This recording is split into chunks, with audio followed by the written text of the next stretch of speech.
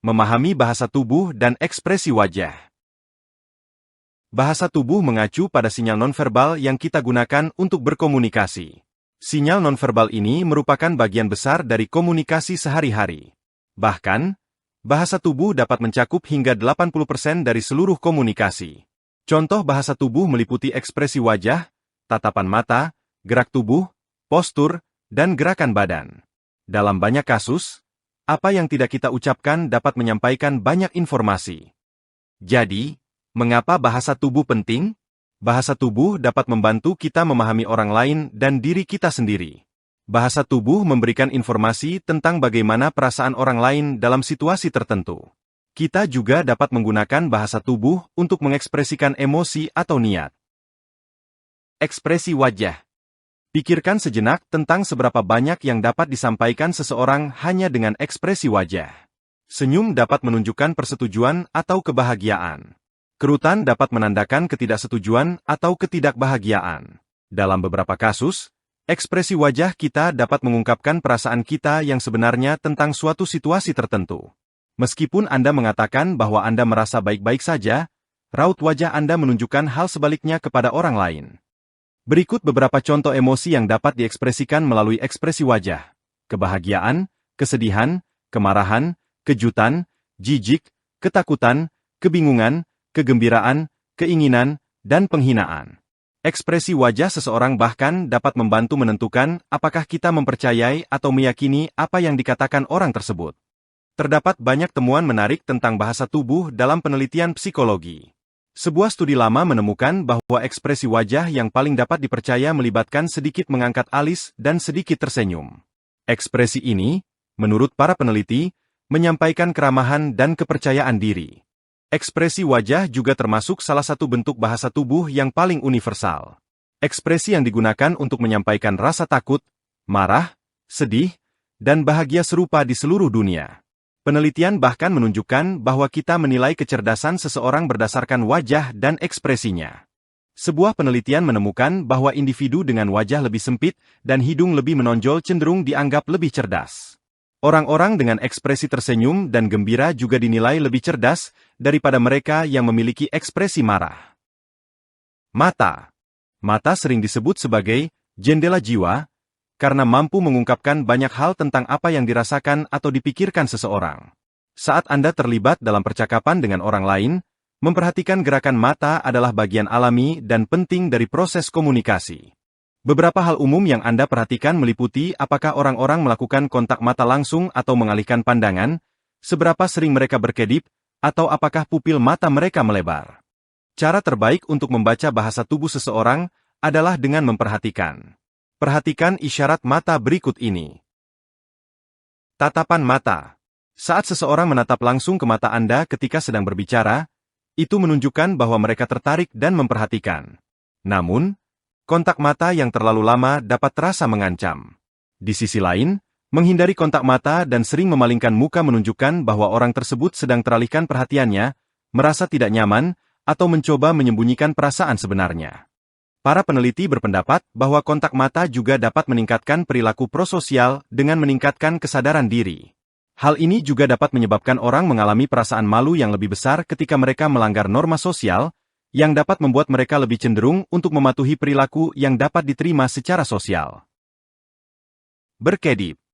Berkedip adalah hal yang alami, tetapi Anda juga harus memperhatikan apakah seseorang berkedip terlalu banyak atau terlalu sedikit. Orang sering berkedip lebih cepat ketika merasa tertekan atau tidak nyaman. Kedipan yang jarang menunjukkan bahwa seseorang sengaja mencoba mengendalikan gerakan matanya. Sebagai contoh, seorang pemain poker berkedip lebih jarang karena ia sengaja mencoba untuk tampak tidak antusias dengan kartu yang didapatnya. Ukuran pupil. Ukuran pupil bisa menjadi sinyal komunikasi nonverbal yang sangat halus. Meskipun tingkat cahaya di lingkungan mengontrol pelebaran pupil, terkadang emosi juga dapat menyebabkan perubahan kecil pada ukuran pupil. Misalnya, Anda pernah mendengar frasa, tatapan mata kamar tidur, yang digunakan untuk menggambarkan tatapan seseorang ketika mereka tertarik pada orang lain. Mata yang sangat melebar, misalnya, dapat menunjukkan bahwa seseorang tertarik atau bahkan terangsang. Mulut. Ekspresi dan gerakan mulut juga sangat penting dalam membaca bahasa tubuh. Misalnya, seseorang menggigit bibir bawahnya ketika merasa khawatir, cemas, atau tidak aman. Menutup mulut merupakan upaya untuk bersikap sopan jika orang tersebut menguap atau batuk, tetapi juga bisa merupakan upaya untuk menutupi ekspresi tidak setuju. Senyum merupakan salah satu sinyal bahasa tubuh yang paling penting, tetapi senyum juga dapat diinterpretasikan dengan berbagai cara. Senyum bisa jadi tulus, atau bisa juga digunakan untuk mengekspresikan kebahagiaan palsu, sarkasme, atau bahkan sinisme. Saat mengevaluasi bahasa tubuh, perhatikan sinyal mulut dan bibir berikut ini. Bibir mengerucut. Mengerucutkan bibir menunjukkan rasa tidak suka, ketidaksetujuan, atau ketidakpercayaan. Menggigit bibir. Orang terkadang menggigit bibir mereka ketika mereka khawatir, cemas, atau stres. Menutupi mulut. Ketika orang ingin menyembunyikan reaksi emosional, mereka menutupi mulut mereka untuk menghindari menampilkan senyum atau seringai. Mulut terangkat atau turun. Perubahan kecil pada mulut juga bisa menjadi indikator halus suasana hati seseorang. Ketika mulut sedikit terangkat, itu berarti orang tersebut merasa bahagia atau optimis. Di sisi lain, mulut yang sedikit turun dapat mengindikasikan kesedihan, ketidaksetujuan, atau bahkan cemberut. Gerakan. Gerakan bisa menjadi salah satu sinyal bahasa tubuh yang paling langsung dan jelas. Melambaikan tangan, menunjuk, dan menggunakan jari untuk menunjukkan jumlah angka adalah gerakan yang sangat umum dan mudah dipahami. Beberapa gestur bersifat budaya, jadi mengacungkan jempol atau memberikan isyarat perdamaian di negara kita memiliki arti yang sama sekali berbeda dibandingkan di negara lain. Berikut ini hanyalah beberapa contoh gestur umum dan kemungkinan maknanya. Tangan yang terkepal dapat menunjukkan kemarahan dalam beberapa situasi atau solidaritas dalam situasi lain. Acungan jempol ke atas dan jempol ke bawah sering digunakan sebagai isyarat persetujuan dan ketidaksetujuan. Isyarat "oke" yang dibuat dengan menyentuhkan ibu jari dan jari telunjuk membentuk lingkaran sambil merentangkan 3 jari lainnya, dapat digunakan untuk berarti "oke" atau "baiklah". Namun, di beberapa bagian Eropa, isyarat yang sama digunakan untuk menyeratkan bahwa Anda bukan siapa-siapa. Di beberapa negara Amerika Selatan, simbol tersebut sebenarnya adalah isyarat vulgar. Tanda V, yang dibuat dengan mengangkat jari telunjuk dan jari tengah lalu memisahkannya hingga membentuk huruf V, berarti perdamaian atau kemenangan di beberapa negara. Di Inggris Raya dan Australia, simbol ini memiliki makna ofensif ketika punggung tangan menghadap keluar. Lengan dan kaki. Gerakan lengan dan kaki juga dapat berguna dalam menyampaikan informasi nonverbal. Menyilangkan lengan dapat mengindikasikan sikap defensif. Menyilangkan kaki menjauh dari orang lain dapat mengindikasikan ketidaksukaan atau ketidaknyamanan terhadap individu tersebut. Sinyal halus lainnya, seperti merentangkan kedua lengan lebar-lebar, merupakan upaya untuk tampak lebih besar atau lebih berwibawa, sementara menjaga lengan tetap dekat dengan tubuh merupakan upaya untuk mengecilkan diri atau menarik diri dari perhatian.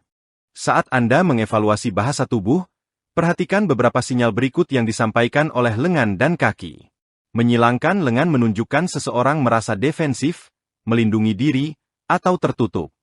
Berdiri dengan tangan di pinggang dapat menunjukkan bahwa seseorang siap dan memegang kendali, atau bisa juga menjadi tanda agresivitas. Menyatukan kedua tangan di belakang punggung menunjukkan seseorang merasa bosan, cemas, atau bahkan marah. Mengetuk jari dengan cepat atau gelisah dapat mengindikasikan bahwa seseorang sedang bosan, tidak sabar, atau frustrasi. Menyilangkan kaki dapat mengindikasikan bahwa seseorang merasa tertutup atau membutuhkan privasi. Postur. Cara kita menopang tubuh juga dapat menjadi bagian penting dari bahasa tubuh. Istilah postur mengacu pada cara kita menopang tubuh serta bentuk fisik keseluruhan seseorang. Postur tubuh dapat menyampaikan banyak informasi tentang perasaan seseorang serta petunjuk tentang karakteristik kepribadian, seperti apakah seseorang percaya diri, terbuka, atau tunduk. Saat mencoba membaca bahasa tubuh, cobalah perhatikan beberapa sinyal yang dapat dikirimkan oleh postur tubuh seseorang. Postur terbuka melibatkan menjaga bagian tengah tubuh tetap terbuka dan terekspos. Postur seperti ini menunjukkan keramahan, keterbukaan, dan kemauan. Postur tertutup melibatkan menyembunyikan bagian tengah tubuh, seringkali dengan membungkuk ke depan dan menyilangkan lengan dan kaki. Postur seperti ini dapat menjadi indikator permusuhan, ketidakramahan, dan kecemasan. Ruang pribadi. Pernahkah Anda mendengar seseorang menyebutkan kebutuhan mereka akan ruang pribadi? Pernahkah Anda merasa tidak nyaman ketika seseorang berdiri terlalu dekat dengan Anda? Istilah proxemics, yang dicetuskan oleh antropolog Edward T. Hall, merujuk pada jarak antara orang-orang saat mereka berinteraksi. Sama seperti gerakan tubuh dan ekspresi wajah dapat mengkomunikasikan banyak informasi nonverbal, demikian pula ruang fisik antara individu. Hall menjelaskan 4 tingkatan jarak sosial yang terjadi dalam situasi yang berbeda. Jarak intim, intimate distance, 6 hingga 18 inci. Tingkat jarak fisik ini sering menunjukkan hubungan yang lebih dekat atau kenyamanan yang lebih besar antara individu. Hal ini biasanya terjadi selama kontak intim seperti berpelukan, berbisik, atau menyentuh. Jarak pribadi, personal distance, 1,5 hingga 4 kaki. Jarak fisik pada tingkat ini biasanya terjadi antara anggota keluarga atau teman dekat. Semakin dekat orang-orang dapat berdiri dengan nyaman saat berinteraksi dapat menjadi indikator tingkat keintiman dalam hubungan mereka. Jarak sosial, social distance, 4 hingga 12 kaki. Tingkat jarak fisik ini sering digunakan dengan individu yang hanya saling kenal. Dengan seseorang yang Anda kenal cukup baik, seperti rekan kerja yang Anda temui beberapa kali seminggu, Anda merasa lebih nyaman berinteraksi dari jarak yang lebih dekat. Dalam kasus di mana Anda tidak mengenal orang lain dengan baik, seperti pengantar pos yang hanya Anda temui sebulan sekali, jarak 10 hingga 12 kaki terasa lebih nyaman. Jarak aman antar publik, public distance, 12 hingga 25 kaki. Jarak fisik pada tingkat ini sering digunakan dalam situasi berbicara di depan umum. Berbicara di depan kelas yang penuh dengan siswa, atau memberikan presentasi di tempat kerja, adalah contoh yang baik dari situasi tersebut. Penting juga untuk dicatat bahwa tingkat jarak pribadi yang dibutuhkan individu agar merasa nyaman dapat berbeda-beda antar budaya. Salah satu contoh yang sering dikutip adalah perbedaan antara orang-orang dari budaya Latin dan Asia dengan orang-orang dari Amerika Utara. Orang-orang dari negara-negara Latin dan Asia cenderung merasa lebih nyaman berdiri lebih dekat satu sama lain saat berinteraksi, sementara orang-orang dari Amerika Utara membutuhkan jarak pribadi yang lebih besar. Memahami bahasa tubuh dapat sangat membantu Anda berkomunikasi lebih baik dengan orang lain dan menafsirkan apa yang mungkin ingin disampaikan orang lain. Meskipun tergoda untuk menganalisis sinyal satu persatu, penting untuk melihat sinyal nonverbal ini dalam kaitannya dengan komunikasi verbal, sinyal nonverbal lainnya, dan situasi. Terima kasih telah menyimak.